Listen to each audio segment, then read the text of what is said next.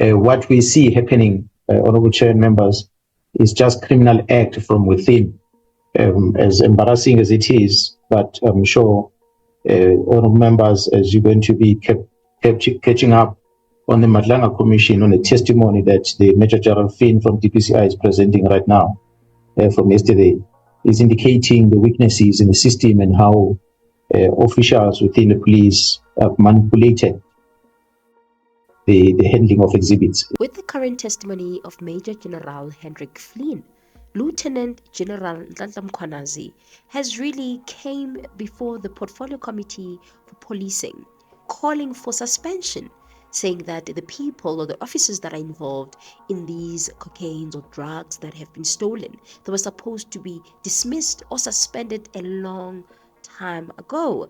This is a very important call coming from the general, especially after Madlanga has said that they failed to even conduct a polygraph test to check if whether Senona was telling the truth, especially since he has been heavily implicated in this case of these exhibits. In this video, I want us to actually talk about what is actually going on at the Madlanga Commission. In my opinion, the cocaine seized in 2021 should never have been stored in Port Shepstone. The crime scene management failings compromised the integrity of the investigation, and the subsequent theft of the cocaine was severely compromised our ability to find the traffickers. So Major General Hendrik Flynn, who is the component head for serious organized crime at the Hawks, provided critical testimony before the Madlanga Commission of Inquiry on the 5th of May and the 6th of May 2026. His evidence centered on systematic corruption, the inside job, nature of high-value drug theft, and the breakdown of protocol within the SAPS or within the South African Police Service. 21, which is the theft of the 541 kg. Then we've got the Ayrton, which is 9 July, which was 700, and then there's the 1,000 kg that is at the end of July. So in the space of just over a month, there's 3 big drug busts. And out of the 3, it's just the one in Port Shepstone that there's the theft. What happened to the 1,000 kg? Those exhibits were successfully transferred to the Forensic Science Laboratory Commissioners. I referred earlier to the 2021 information note by General Musikidi regarding the theft of the cocaine at Port Shepstone. In this information note, reference is made to an attempted break-in at the premises in early October 2021, a few weeks before the 2021 theft. According to the information note, attempts were made to finalize the investigation to mitigate the threat posed by storing exhibits at the premises. In October 2021, the provincial commander informed the investigating officer, Lieutenant Colonel Jacob, of an attempted break-in at the Port Shepstone office. Upon further discussions with the provincial management, attempts were made to finalize the investigation. This was done to mitigate the threat posed by having exhibits stored at Port Shepstone offices. The FSL was again approached by the IO on 27 October 2021 in order to expedite the analysis report. However, Warrant Officer Secheri indicated that he needed approximately 7 bricks of cocaine from the exhibit seized. He further reiterated that FSL does not have space to store the exhibits. The IO had arranged with FSL that additional bricks of cocaine from Port Shepstone could be obtained during the week of 15th November 2021. Core of Flynn's testimony revolved around the November 2021 theft of 541 kg of cocaine valued at approximately 2,000 million from the Hawks office in Port Shepstone. He spoke about security failures. Flynn confirmed that the storage facility was shockingly insecure. At the time of the theft, there were no functional security cameras and no physical guards stationed. I believe that in one case, there would have been such a comedy of errors. The scene right at the beginning, the crime scene, as you gave details, was handled improperly or not according to prescripts. That's number one. Number two, although 16 months previously, 547 kilograms of Mandrex had been stored at Isipingo, all of a sudden 541 kgs of cocaine could not be stored there.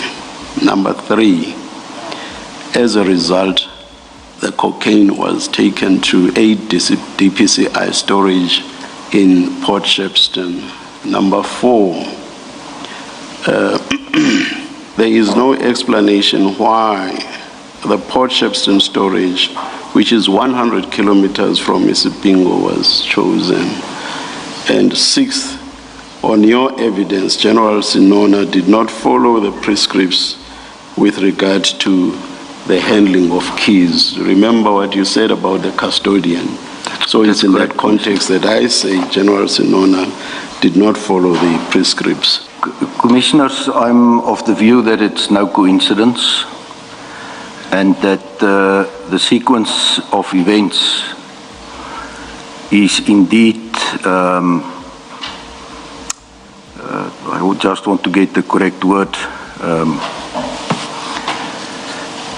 it's by design. He also spoke about the inside job theory. He admitted that the case with which the drugs were removed without any sign of forced entry on the main premises pointed directly towards internal involvement. Then he spoke about the case progress and that in a major revelation, Flynn stated that while the case had gone cold for years, there's been substantial progress since his appointment as head of serious organized crime in 2024, hinting at imminent arrest of high-ranking officers or insiders. My own strong views about what transpired here, but it needs to be deduced to facts and evidence before I can reach conclusions. And that is why I keep it to the facts. Because the other options was available. And there's proof that those facilities, there was similar or even bigger drug seizures from Durban Harbour kept at that facilities without any problems in the past. So can we leave it at you have a suspicion, but because you don't have the facts, you want to leave it at that? I would prefer that, Commissioners. Thank you. Thank you, sir. Hence, I think Senona is definitely going to be arrested, because he even said that he believes that Senona was never supposed to actually have the keys to that particular storage. And I think more than anything, when he spoke about the inside job theory, I think he highlighted a lot to the issue of Senona specifically, and how Senona had the keys, and then following or subsequent to him having the keys, there was that break-in. You say General Senona took possession of the keys to the strong room after the exhibits were stored. Can you just explain that process? How does it work? The keys, where's the keys ordinarily kept? Commissioners, it's in fact a very simple process. But the key holder, obviously when you take over a SAP 13 facility, you need to obviously conduct a proper audit of all the exhibits there. Under the circumstances here, all the other exhibits or articles were removed from the safe, but there needs to be a proper handing over of that facility then, obviously, as well as the key or keys to the SAP 13 or the vault. And these keys are the keys to where the cocaine was going to be stored? That's correct, Commissioners. And routinely, who keeps that key? Is it, because General Senona at that stage was the provincial head of DPCI. So this seems to me to be an operational matter, the keeping of the keys. Commissioners, in practice, it is the SAP 13 custodian that will maintain the command and control over a SAP 13 facility. By no means the provincial head. Flynn also spoke about the breach of protocol and procedure. He was grilled by evidence leader Advocate Lee Sigels Ncube regarding why standard procedure were ignored during the major drug bust. He spoke about informal testing, right? And then he criticized the use of informal testing methodology or methods, often seen on TV during raids. He testified that protocol for the scientific verification and secure chain of custody of seizure narcotics were frequently bypassed, creating opportunities for products to be swapped or stolen. He admitted that the 2021 seizure at the Isipingo depot was mishandled from the start, as the drugs should have been moved to a high security national facility than being kept in a local office for 5 months. You then looked at where those exhibits were stored after they were seized. These are the 4 police stations that you had picked up. It was Isipingo, it was Maiden Wharf, Brighton Beach and Umbilo. That's correct, Commissioners. Okay. You can then continue with paragraph 55. The distance between Isipingo Police Station and Maiden Wharf Police Station is 20 kilometers. Brighton Beach, between now Isipingo and Brighton Beach Police Station is 13 kilometers. And between Isipingo and Umbilo is 17 kilometers. And then from Isipingo to Durban Central Police Station is 24 kilometers. You may continue with 56. I do not know why none of these facilities were considered as alternatives. Instead, the Port Shepstone DPCI Soki unit premises 100 kilometers from Isipingo Police Station was considered appropriate. He also spoke about the issue of structural corruption and the Zamazama, which are the Zamazama Hawks, if you can put it like that. Flynn addressed broader issues of criminality within the justice system. He spoke about impersonation and infiltration. He highlighted a growing trend where civilians, sometimes aided by corrupt officers, impersonated Hawks members to carry out raids that are actually orchestrated robberies or shakedowns of rival criminal syndicates.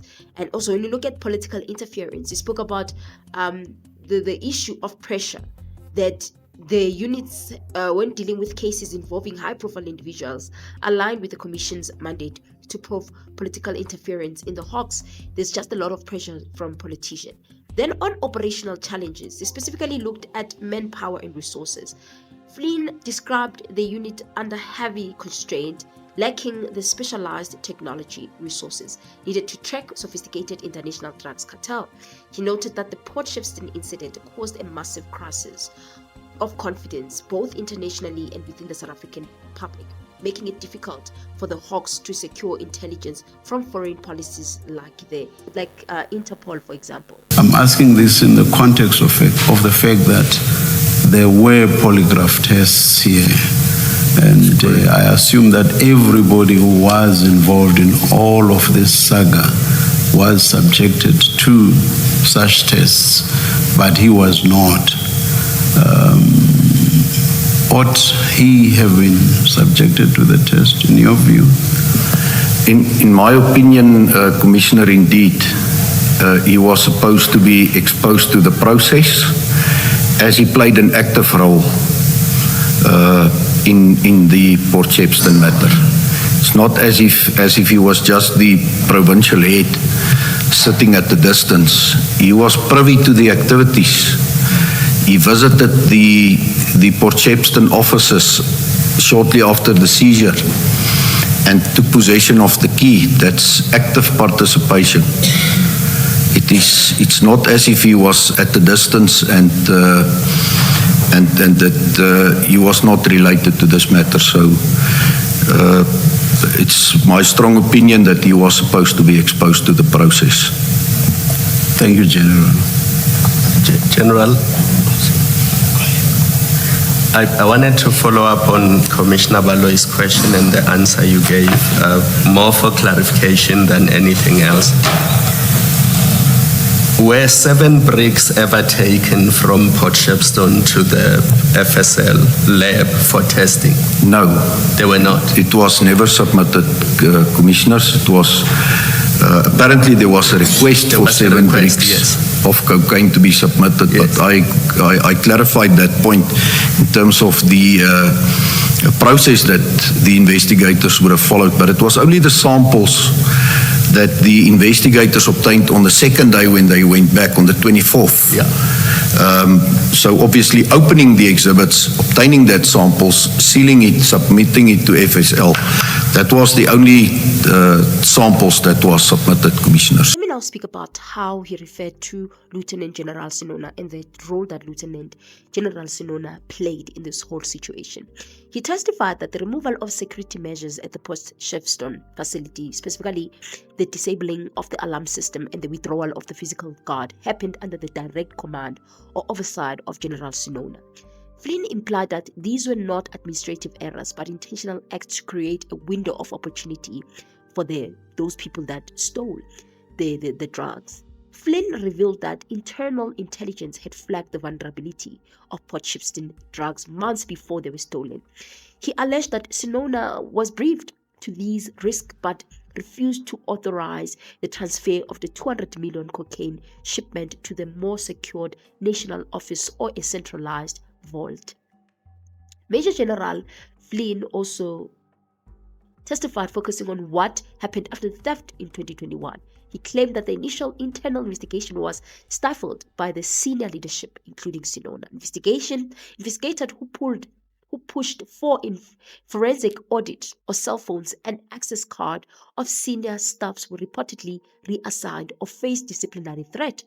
Flynn explicitly stated that substantial progress only occurred after 2024. So this is the 2-day testimony of Major General Flynn. Obviously, Senona did speak about this when he appeared at the Madlanga Commission. And this was his excuse regarding him having to shifting these substances, of which I'm referring to drugs, but I'm going to call them substances for purposes of this video. These substances, he said this is why he had to move them. What would have been the closest appropriate storage space for the drugs? Commissioners, as I have testified that where the drugs were seized, there is a police station called Isipingo. And then the members went to Isipingo to book those exhibits at SAPS Isipingo.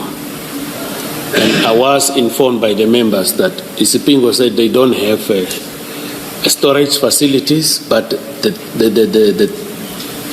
the seizure can be written into the SAP 13. The forensic science laboratory was called to come to the scene. I think it's Colonel Kuzwayo, and eventually Colonel Kuzwayo informed them that they cannot come to the scene. They only attend the scene where it is a clandestine laboratory. If maybe I have answered your question. Obviously, I think that one of the things that he'll have to answer when he comes back at the Madlanga Commission on the 1st of July is because of this case, and if he's going to be willing to take the polygraph test.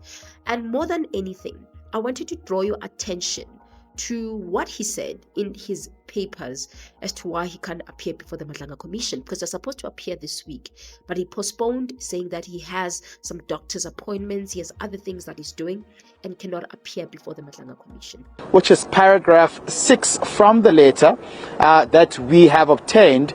This letter, of course, has been authenticated and has been sent to the Commission. And of course, Senona's legal team, Bradan, are pretty much arguing that he has other prior commitments he has made as well, including a disciplinary hearing from the 4th to the 6th. You remember that he's currently on suspension, so he has been afforded the courtesy to make representation as to why he should not be booted out. He's fighting tooth and nail to keep his pension as well, following the allegations made here at the Commission. And we know that on the 7th, he says that he will be attending a regional court hearing in Durban, something that has to do with litigation concerning him as well. So that's some of the reasons why he says he cannot appear. And as a result of this, we've also seen an email coming from the Commission as well through our sources that they have now accepted this legal letter, and that Senona will definitely be given the space and will be called at a later stage. Definitely think that this is a delay tactic, in as much as I understand that a lot is going on in his life, but also he has a lot to answer, especially after the Flynn testimony. It looks like he had a role to play because he was never supposed to remove that cocaine. However, he blamed Lieutenant General Nhlanhla Mkhwanazi. Speaking about Lieutenant Nhlanhla Mkhwanazi in this whole situation when he was at the Madlanga Commission. But commissioners, I must mention that if I'm allowed to, that after this theft, the storage facilities were available. Other drugs we were able to bring them to Pretoria. The police station will keep them for 5 or not more than 5 days. We were put under pressure. I will use my budget to transport those drugs to Pretoria, requesting the combat teams from the office of the provincial commissioner to deliver these other drugs after the theft. And at one instance, I know I didn't say it in my evidence in chief, but now that I'm also questioned, at one instance, the provincial commissioner assisted me to transport the drugs to Cape Town Forensic Science Laboratory. So in KwaZulu-Natal, it is a problem. Lieutenant Mkhwanazi had appeared before the policing committee. And this is what he said regarding the issue of drugs and the big problem that we have in South Africa regarding that. Is that indeed we have a national instruction that governs exhibit management in the police. The directives in terms of how we collect, how we package, how we transport, how we save, store, and how we dispose of the exhibit is prescribed in the National Instruction 8 of 2017, and that is communicated.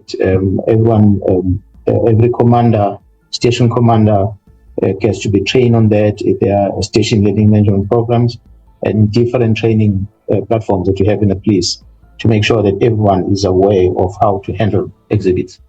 What we see happening, Honorable Chair members, is just criminal act from within.